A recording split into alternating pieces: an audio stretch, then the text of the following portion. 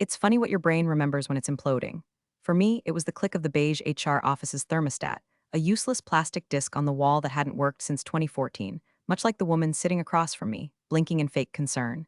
Effective immediately, she said, sliding an envelope across the table like it was a cease and desist instead of a final paycheck. I didn't open it, didn't need to. I'd been with the company 15 years. I knew the severance policy better than she knew her own lunch order.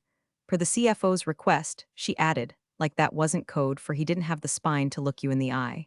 That man used to call me mission critical when we needed investor trust to cover his budget bloopers.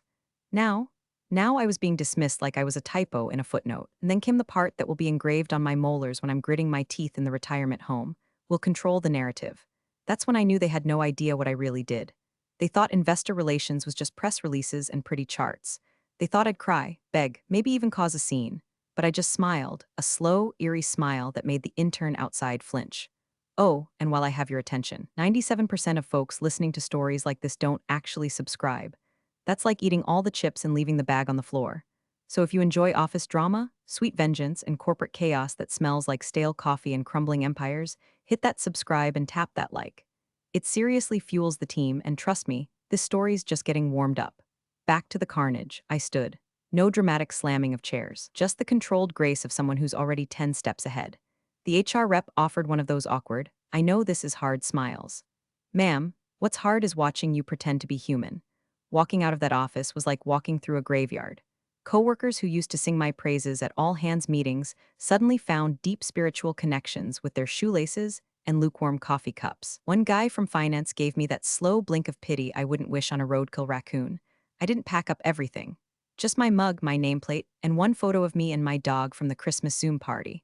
What I didn't take was the slim black folder in my bottom drawer, locked with a twist of my old desk key. Inside that folder was the original quarterly report, the one with the real numbers, not the glossed up, spin-dried fantasy the CFO wanted to parade in front of investors, not the surgically edited version that turned a financial hemorrhage into a gentle nosebleed. No, mine had the truth, stripped down and screaming in Excel columns that would keep hedge fund managers up at night. But I left it, on purpose. Let them think they had everything under control. Let them think they'd already changed the locks. Because the one thing about running point on investor relations for 15 years, you don't just write the narrative, you schedule it, you own it, and someone forgot to revoke my admin access. By the time I hit the sidewalk outside, my heart wasn't pounding. It was calculating. And my smile, that wasn't grief. That was the smirk of a woman who just realized they didn't fire her, they freed her. And now the countdown had started. The walk from HR back to my office felt like moving through a wax museum where all the figures just discovered shame. Every head turned, then turned away faster than a politician caught in a Craigslist tab. Even my favorite intern, Sasha, the one I trained to color code stakeholder notes like a damn savant, suddenly became fascinated by the contents of her empty coffee cup. I didn't cause a scene, didn't yank down the mission statement poster or scream about betrayal. That would have given them too much closure. Let them stew in the silence. My nameplate was already gone from the door. Efficient little vultures. Someone must have scraped it off the minute I entered the HR tomb. In its place was a peeling strip of duct tape with the word transitioning scrawled in Sharpie, like I was a budget spreadsheet being phased out. Inside my office, nothing had been touched. Air still smelled faintly of cinnamon gum and printer toner. My inbox was open, still blinking from this morning's urgent, final review of Q3 draft. I guess no one told IT yet, or maybe they assumed I'd go quietly and promptly, like a good little relic. I picked up the few things that actually mattered. The mug with the chip that looked like Ohio. The paperweight shaped like a sinking ship, a gift from my old boss with more foresight than he knew. The framed screenshot of that one earnings call where I made a Morgan Stanley analyst audibly gasp. It wasn't much, but it was mine. Then I opened the bottom drawer. My hand hesitated just a second over the folder. Thin, black, nondescript. Inside, the unedited quarterly report. Raw, brutal, factual. The numbers were ugly in a way makeup couldn't fix, especially not the kind of corporate cosmetics the CFO was applying. $48 million in outflows that didn't trace to any project. A little line item called unallocated special consulting that had all the transparency of a swamp at midnight. I stared at it for a long moment. My fingers almost moved to take it, but no. Let them forget it's here. Let them assume I took everything. Let the poor soul replacing me open that drawer in a week, expecting thumbtacks and post-its, and find a financial pipe bomb with a timestamp. I shut the drawer, turned the lock, slipped the key into the small envelope I'd left on the desk with a post-it that read, in casual cursive, just tying up loose ends. The hallway on the way out felt longer than usual. Like the walls had grown ears, eager to listen but too cowardly to speak. A few coworkers looked up from their screens with that strained, teeth-clenched sympathy, the kind people save for funerals and canceled potlucks. Someone tried to say, "If there's anything I can," I raised one eyebrow and kept walking. "No, Brenda, there's nothing you can do. You already liked the CFO's LinkedIn announcement." I passed the wall where my name used to hang next to the annual investor meeting awards. The plaques were still there, but I'd bet anything the new CFO was already planning to rename them Team Achievements or some other buzzword bullshit. As I pushed the elevator button, I caught my reflection in the glass. Not sad, not broken, just still, like a lake right before the storm hits and all the fish start swimming sideways. I didn't feel rage, not yet. That would come later, maybe when they started scrambling. For now, I just felt cold, not in the cruel way, in the clear way. Ice knows where it's going, and I was going home, to finish what they started. Home was quiet, except for the dull hum of the fridge and the low whine of my neighbor's leaf blower chewing the air like it had a grudge against foliage. I set my things on the kitchen counter, dropped my bag by the dog bowl, and poured a glass of wine that was 70% spite and 30% Merlot. Then I opened the laptop. Old, scratched, stickers half peeled, but reliable like me. I booted up the Investor Comms portal, half expecting a 403 access denied screen to greet me like a slap. But nope, there it was, the familiar login page, the same garish teal banner, and my name still sitting pretty in the admin corner like nothing happened. Idiots. I guess the new fresh face was too busy uploading boomerangs of her office chair to remember she wasn't the one who built this system from scratch. I didn't just write the messages, I wrote the scheduling protocols, the access layers, update dependencies. Their shiny new puppet had no idea she was standing on a trapdoor I installed during fiscal year 2012. Once inside, I found it. The quarterly draft version 5.6b sitting smugly in the approval queue, approved by CFO, pending final push. I clicked it open and felt my jaw clench. I've seen more truth in a used car listing. Revenue was steady, expenses managed through proactive initiatives. And as for that $48M in slush-shaped nonsense, not a single mention. Just a footnote about seasonal variances and anticipated consultant partnerships. That's the kind of language that gets printed on a balloon before it explodes. No timestamps, no sources, just euphemisms wrapped in corporate cotton candy. I closed the file without saving and navigated to the backups, the real backups, versions I quietly maintained outside of their performative editing cycles. Because unlike the CFO's pet PR clone, I knew that numbers are sacred. If you twist them too far, they snap back with teeth. I opened my own report. Version 4.2R, R for real, finalized 24 hours before my firing. Full ledger breakdown. Consultant costs listed down to the cent. Project codes. Invoice references, a 3-paragraph summary of the $48,137,026.14 in miscellaneous outflows that had no justification on record but plenty of fingerprints, mostly from the CFO's office. I read through it one last time, as carefully as a bomb tech checking the red wire. Then I uploaded it. No edits, no disclaimers, just facts. And when the confirmation screen blinked up, I scrolled down to schedule release. The investor call was at 9 a.m. sharp, like always. So I set the post to go live at 8:59 a.m., 1 minute before the spin room could get their pants on, 1 minute before anyone could intercept the truth. 1 minute of silence followed by a very public, very irreversible bang. I hit confirm. System responded, scheduled, there it was. Quiet, simple, dangerous. The raw numbers were now locked and loaded, destined for every inbox from BlackRock to Henderson Equity to that aggressive Canadian firm that always asked the rudest questions. No alarms sounded. No revoke notice hit my inbox. IT must have still been sipping cold brew and thinking I was gone quietly into that good night. I closed the laptop, took a sip of my wine, let it coat my tongue like victory. Because here's the thing, they thought they'd erased me from the story, but I was still writing the ending. The hours after scheduling the drop felt like waiting for a thunderclap that only I could hear on the horizon. I didn't pace, didn't refresh every 5 seconds like I was tracking a pizza delivery. No, I waited like someone who already knew the pizza place was on fire and just wanted to see when the smoke hit the sky. The system never kicked me out, not once. No access expired. No unauthorized login attempt. The silence from IT was almost romantic. These were the same guys who used to brag about zero-day threats and how they could detect anomalies instantly. Apparently, a former employee with admin privileges scheduling a public financial disclosure wasn't anomalous enough for their alert filters. That told me everything I needed to know. They didn't understand what I'd done. They hadn't even looked.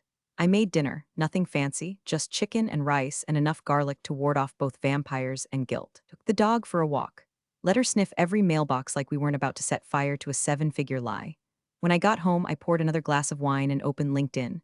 That's when the notification hit. A ping, cheerful and oblivious, new hire just posted for the first time in a while. I clicked it, already guessing what I'd find. Her profile picture was the kind of filtered glow that screams first job confidence and SPF 50 optimism. And there it was. Her caption, beneath a boomerang of her smiling at the investor call prep table like a smug intern at a bake sale. So excited to join the team as we gear up for our biggest quarter yet.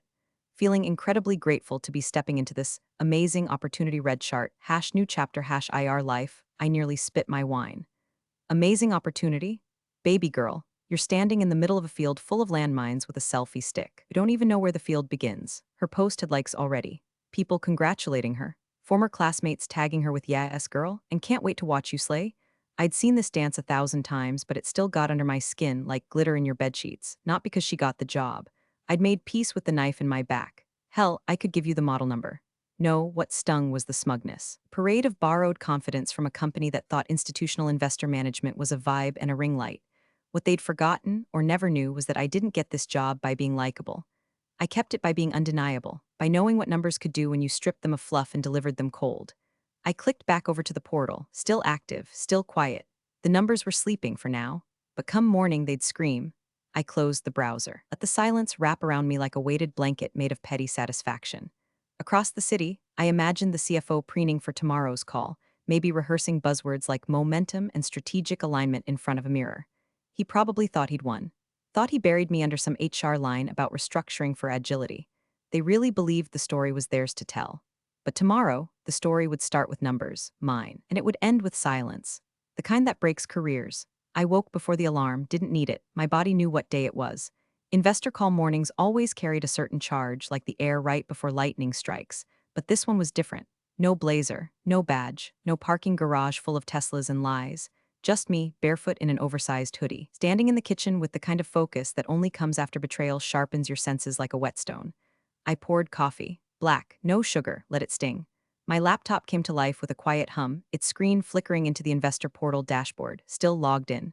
Still mine. Somewhere in the company's fortress of beige cubicles, the new girl was probably using her lunch break to find the semicolon key.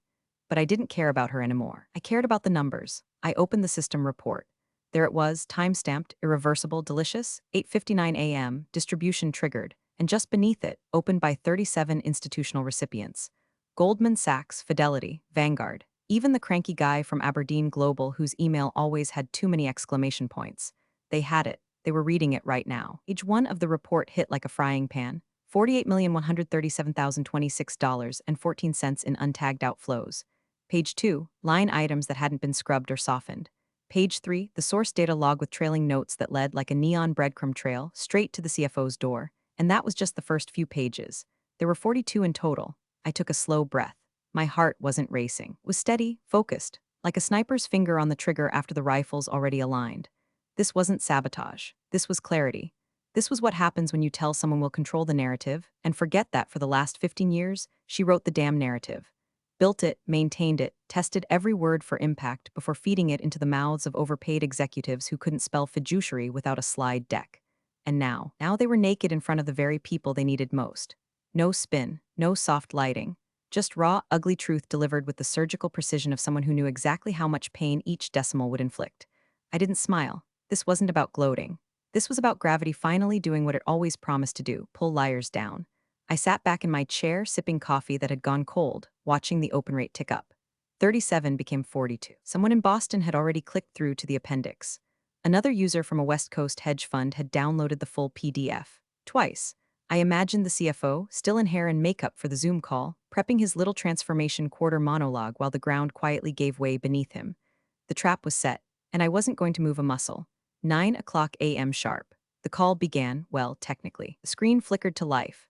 The same sterile investor briefing background I'd seen 1,000 times, complete with the company logo hovering in the upper right corner like a smug watermark of failure. The participant list populated with familiar names, private equity firms, institutional giants, a few nosy analysts who live for drama and dividend forecasts. But this time, there was no banter.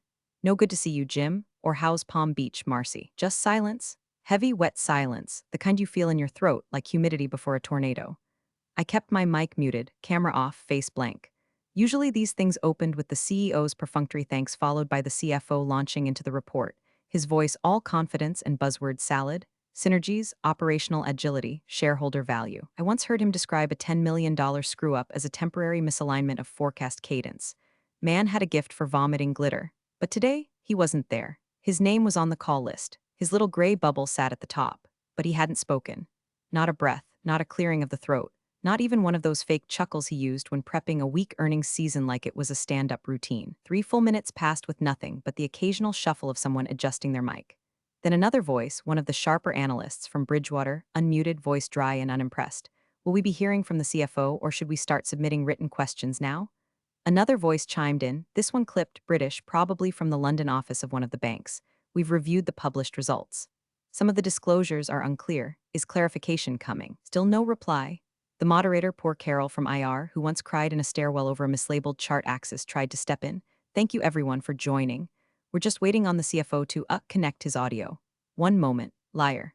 The CFO was connected. I could see him on the participant list. He was just frozen, maybe staring at the same numbers they were, watching his perfectly curated illusion unravel like a badly knitted sweater. Every line item a thread yanked loose by people whose entire job was to sniff out inconsistencies and quietly call their brokers. Someone rustled papers. Someone else coughed. Still no opening remarks. I sat at my kitchen table, completely still, coffee cup half lifted, heart rate like a metronome. Not slow, not fast. Just present. This was the breath before the scream. The charged stillness before a dam breaks and swallows the valley. I glanced again at the participant count, 116 and climbing. They were all there, watching, waiting, refreshing PDFs, comparing this quarter's report to last's, reading between the numbers, finding the cracks, and the man responsible for explaining them speechless. This wasn't just a tech delay or a muted mic. This was fear, paralysis. A man faced with the truth he couldn't spin, and an audience trained to spot the blood in the water. And I was the shark in the deep, smiling in silence. A soft chime announced the arrival of another participant, probably some late hedge fund goon who'd just finished skimming the report and wanted front row seats to whatever this was rapidly becoming. Still, the CFO hadn't said a word. His little Zoom bubble remained gray and silent, taunting the rest of the panel like a drunk uncle passed out at Thanksgiving dinner. Then finally, someone spoke. Not Carol, not the CEO, not even the stammering head of comms trying to buy time with we're experiencing a few technical hiccups. No, it was him, the chairman. His voice dropped like a guillotine. Can someone please explain why our official release says $48 million in unexplained outflows? No inflection, no panic, just ice, the kind of corporate tone that follows firings, settlements, and polite threats involving federal auditors. And then nothing. Absolutely nothing. 60 seconds passed, then 70, then 90. You could almost hear the realization crawling across the room like a spider across silk. This wasn't a glitch.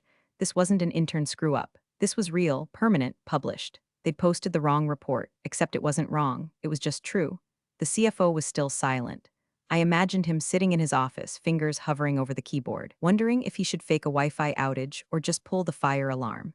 The man once held a 30-minute earnings call during a market crash without blinking, but now, faced with an actual number and a simple question, he folded. All those years of swagger, all those metrics manipulated into magic tricks, dissolved under the weight of one unspinnable line item. I watched it unfold from my kitchen table, spoon deep in a tub of Greek yogurt I wasn't even tasting. And I smiled, not a smug grin, not an evil laugh, just a soft, private curve of the lips, the kind you give when the universe finally catches up with the people who think they're smarter than gravity. They thought I was disposable. They thought I'd walk away and let them rewrite the ending. But I didn't need revenge. I just needed the truth to be loud enough. And right now, was echoing through every Bluetooth headset on that call. 2 minutes of pure, career-ending silence. The longest 2 minutes of that man's life, and the most satisfying of mine. The CFO finally unmuted himself around the 2:03 mark, and his voice cracked like a dropped wineglass. Yes, thank you, Chairman. That particular line item refers to transitional consultant costs and, deferred initiatives associated with legacy systems integration. Jesus, even he didn't believe what he was saying. You could hear it in the way he paused between buzzwords, trying to build a parachute out of jargon mid-fall. I'd heard better explanations from teenagers caught sneaking out after curfew. And the investors, they pounced. Which systems exactly? Someone from JP Morgan snapped. Was this disclosed in the previous quarter's guidance? Asked the guy from CalPERS, voice tight with suspicion. Why are these consultants unnamed in the appendix? Came a calm, slow drawl from a firm in Austin that once pulled out of a merger over a misplaced semicolon. The CFO tried to volley back with filler. We're confident in our strategic direction, and these figures reflect a forward-looking investment, but the energy had shifted.